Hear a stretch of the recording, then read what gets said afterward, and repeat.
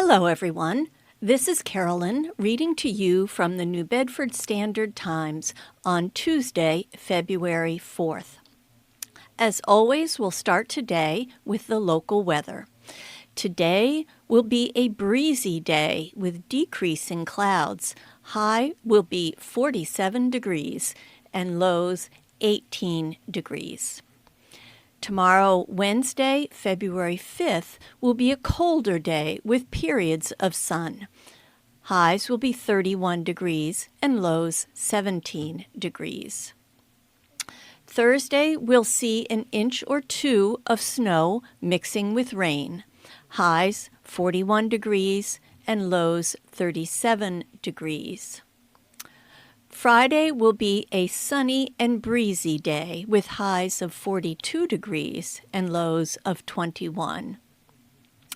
And finally, on Saturday, we'll see some snow and flurries. Highs will be 33 degrees and lows 27 degrees. And next today, we will go to our front page local stories.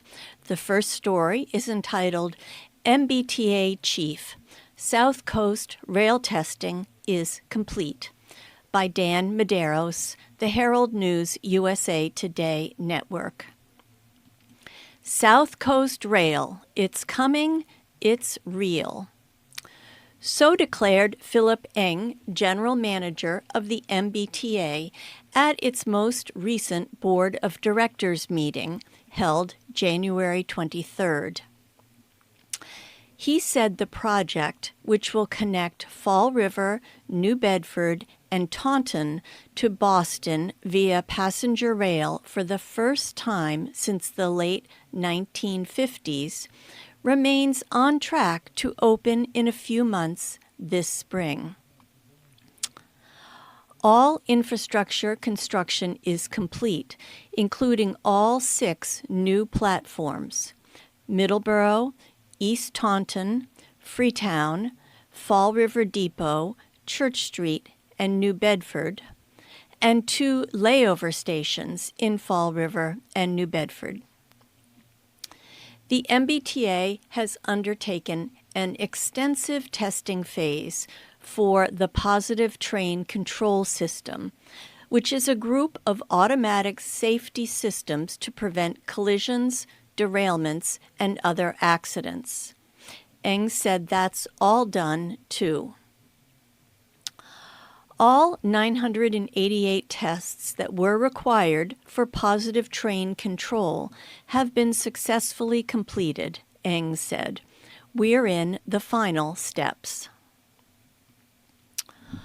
What's happening now with South Coast Rail? Commuter rail manager has taken over. According to MBTA Communications Director Maya Bingaman, all maintenance and operations responsibility for South Coast Rail were turned over to Keolis on January 6th. Keolis is the transportation company contracted by the MBTA to run its commuter rail lines since 2014. Paperwork filed with the feds. The MBTA has also given all its required plans to the Federal Railroad Administration, which must approve them. Change up at the federal level. President Donald Trump has nominated David Fink to the FRA under his administration, describing Fink as a, quote, fifth-generation railroader, end quote, with 45-plus years of transportation leadership and success. According to published reports, Fink is a former president of Pan Am Railways, which was acquired by CSX Transportation in 2022. Fink's nomination has not yet been confirmed by the Senate. What's next for South Coast Rail? When does it start?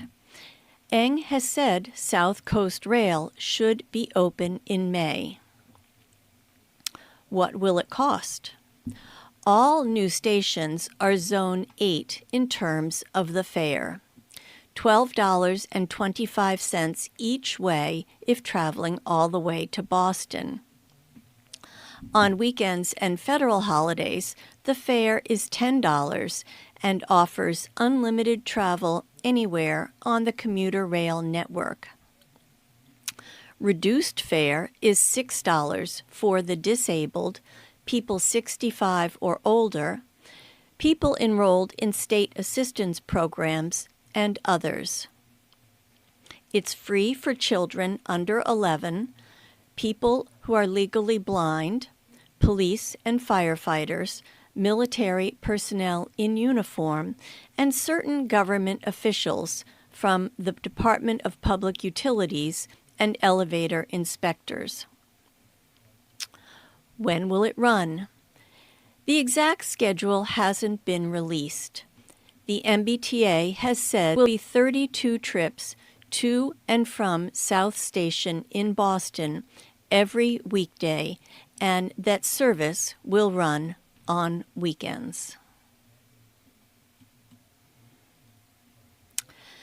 And next we'll go to another local news story on today's front page of the Standard Times.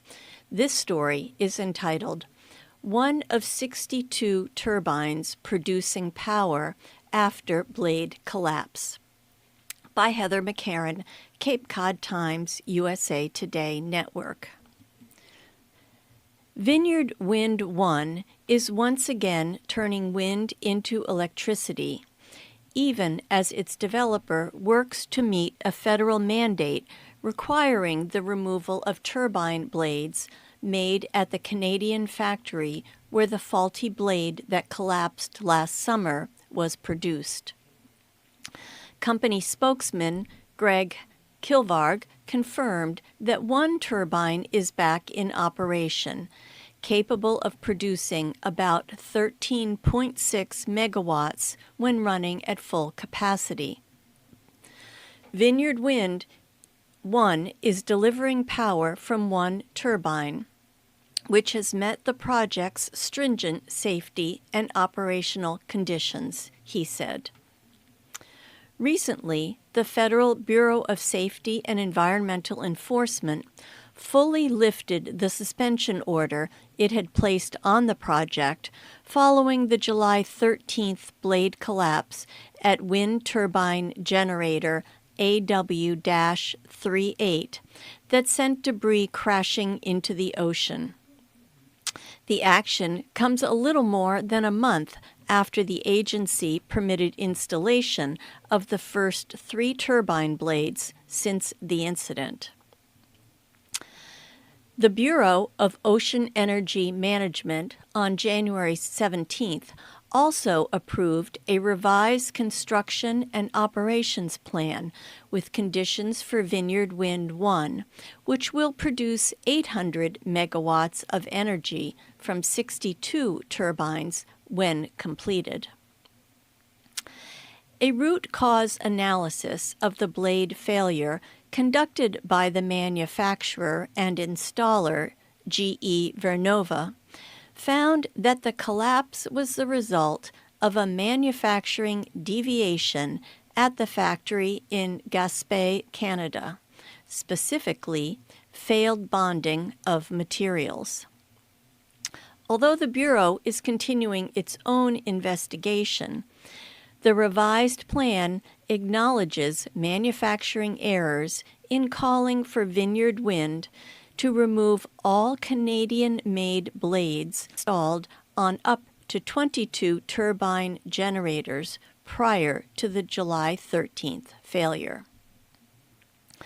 These blades are to be replaced with blades made at GE Vernova's LM Wind Power Factory in Cherbourg, France. There are already 6 French-made blades installed on 2 turbines, according to BOEM.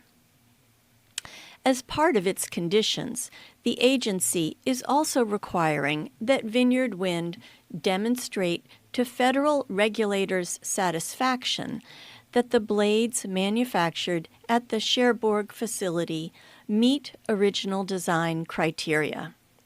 If that condition is not met, the agency may require them to be removed as well.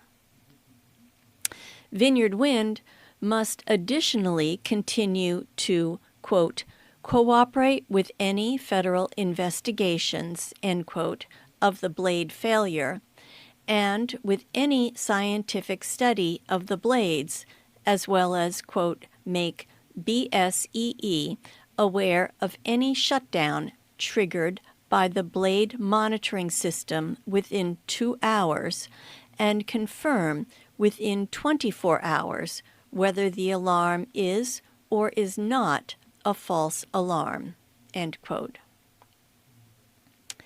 And, except for documented false alarms, the company cannot restart production following a shutdown without demonstrating to BSEE's satisfaction that the blade is safe for operation.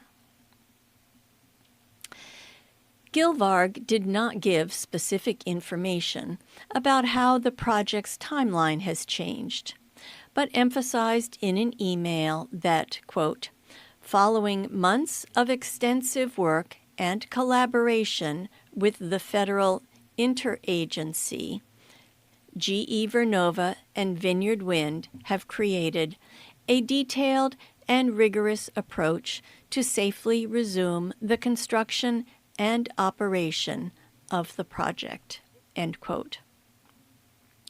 Going forward, the companies remain committed to safety as the highest priority and are grateful for the care and engagement with which the federal, tribal, state, and local authorities have approached this project, he said. State Executive Office of Energy and Environmental Affairs spokesperson Maria Hardiman said the updated guidance from federal regulators will provide for an improved safety oversight process for Vineyard Wind and projects to come. We look forward to seeing this project deliver clean, affordable energy to Massachusetts residents and businesses with these safety protocols in place, she said.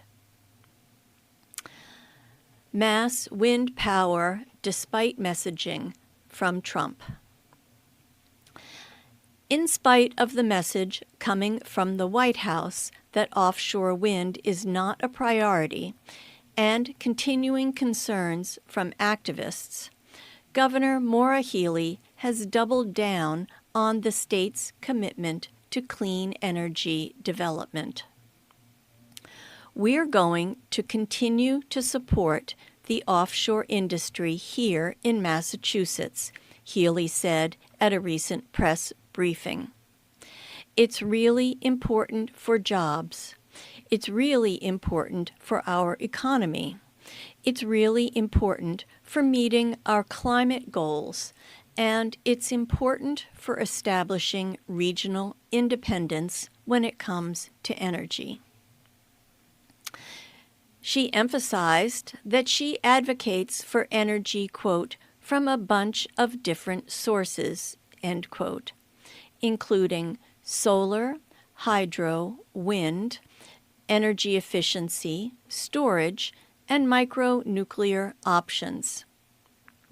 The key, she said, is to also build out the kind of infrastructure that can take in that energy and then distribute it out to homes and businesses. We've just got to keep moving forward, she said, adding that offshore wind is a really important industry here. We're watching closely to see what the president does. He's issued some executive orders, but we'll see what else comes on this. And next, in other local news, we will go to the obituaries. Janet Marie Hemingway. Janet Marie Haworth Hemingway passed away suddenly on January 16, 2025, at the age of 64 in Port St. Lucie, Florida, where she and her sisters Sue and Lisa were celebrating Sue's birthday. Their care for each other and their sisterhood will never be broken. Born in New Bedford, Janet was a lifelong resident of Fairhaven, Massachusetts. She worked for many years at Fairhaven Savings Bank, which was purchased by Citizens Bank. More recently, she worked for Alferez Realty. She is survived by her husband, Thomas Vickerman Hemingway. Respecting Janet's wishes, services will not be held. To remember Janet, please donate to St. Jude's Hospital for Children.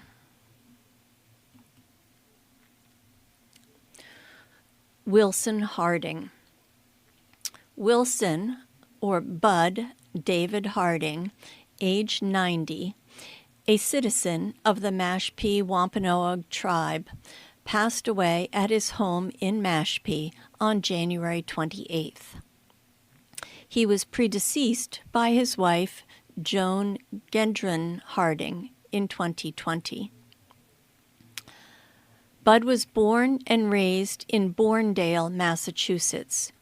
He was a police officer for the Bourne Police Department before opening Bud's Auto Body in Fairhaven in 1968.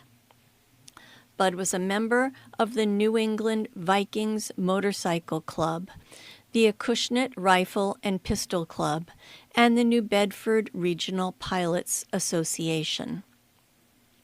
A celebration of his life will be held on Saturday, February 15th, with a calling hour at 10 a.m.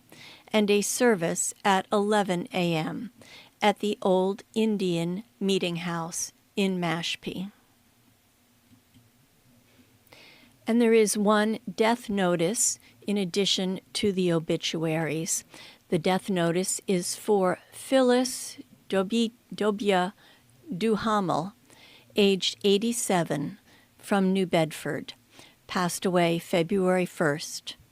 Arrangements are by Albertine Lopez Funeral Home. The service, February 7th, 10 a.m., St. Mary's Church in South Dartmouth. And before we move on to other local news today, there's also a picture on the front page of the New Bedford Standard Times. The picture is of two turkeys crossing a road, and the caption reads, "A motorist stops to let two birds cross Rock O'Dundee Road in Dartmouth." And now our next local news story is entitled Out and About, Anthony F. Cordero Charitable Foundation's Annual Winter Gala, the Standard Times, USA Today Network. The Anthony F. Cordero Charitable Foundation held its 6th annual Winter Gala on Saturday, February 1st, at the Venus de Milo in Swansea. Proceeds help with the Foundation's goal of assisting those burdened by life's challenges by providing access to vital resources, including health and mental health services, food, and shelter. For more photos, visit southcoasttoday.com. Out and About is a gallery of photos taken at recent South Coast social events. And there are 6 photos that accompany this story. They are of various people at the event. The first one Manuel and David Sardina enjoy the evening at Anthony F. Cordero Charitable Foundation's 6th Winter Gala. The second picture is Maria Mwenda, Amanda Dillon, and Bobby Barboza enjoy the evening at Anthony F. Cordero Charitable Foundation's 6th Annual Winter Gala.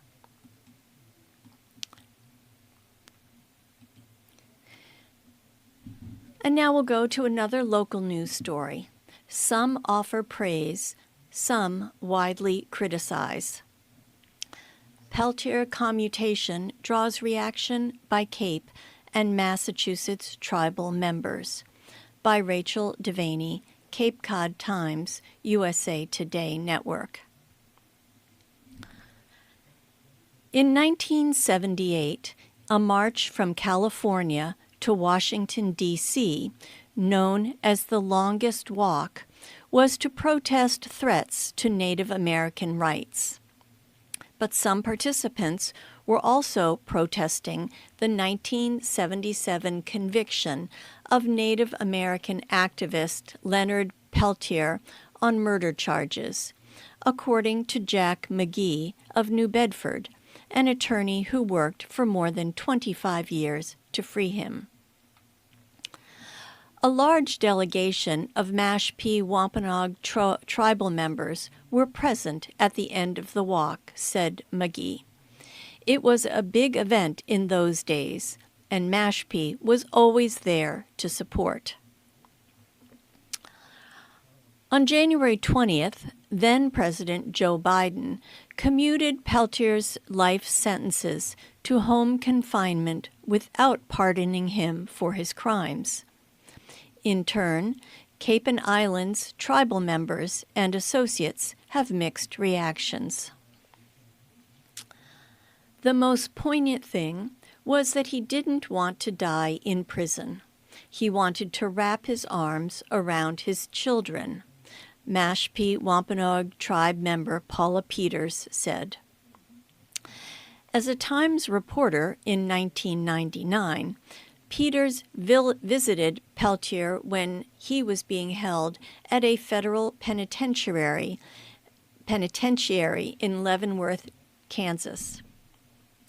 Peltier, a member of the Turtle Mountain Band of Chippewa Indians, was convicted on April 18, 1977, of 2 counts of first-degree murder of 2 FBI agents during a 1975 shootout at the Pine Ridge Indian Reservation in South Dakota. He was sentenced on June 1st, 1977, to serve 2 consecutive life terms in prison. Peltier will be released from the U.S. Penitentiary Federal Correctional Complex in Coleman, Florida, in mid-February, according to McGee, a former Mashpee resident. Leonard Peltier's case: praise, criticism. Peltier's case has been widely criticized due to allegations of trial misconduct, including conflicting testimonies, withheld evidence, and potential bias among jurors. Leonard has denied culpability in the killings of the FBI agents from the beginning, Peters said. At some point, he could have said that he did it and was remorseful, and perhaps he could have been released. But that never happened, she said. Brad Lopez, a member of the Wampanoag tribe of Gayhead, Ekina, doesn't support what he calls a United States draconian prison system, nor what he said are tactics used to infiltrate groups like American Indian Movement, the Black Panther Party, and Rainbow Coalition. His sentence was not pardoned. It was commuted, which I can only interpret at this time as the United States still believing he is guilty. Kristen Wyman of Millis, a member of the Hassanamisko band of Nipmucks, who has family members from the Mashpee tribe, is opposed to Peltier's release because of his alleged connection to the killing of AIM member Annie Mae Piktu-Akwash in 1975. Piktu-Akwash was a Mi'kmaq tribal member from Nova Scotia, Canada. Everybody is excited about AIM as a pan-Indian movement. They fought back against the feds. They had had enough, said Wyman. But there was another side to some AIM members, said Wyman. Annie Mae started calling some of the AIM members out for misogyny and for their hypocrisy. It made her a target. Clemency remained out of reach for Peltier. Both former presidents, Bill Clinton and Barack Obama, reviewed Peltier's clemency application, but ultimately declined to pardon Peltier, according to the AIM website. Clemency is the process by which a governor, president, or administrative board may reduce a defendant's sentence or grant a pardon. Peltier was denied parole by the U.S. Parole Commission on June 10th.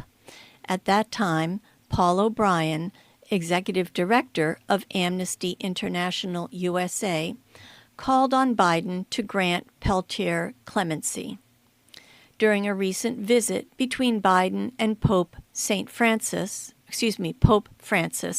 the Catholic leader also advocated for Peltier's release, McGee said. This has been Carolyn reading to you from the New Bedford Standard Times on Tuesday, February 4th. I wish you all a wonderful day.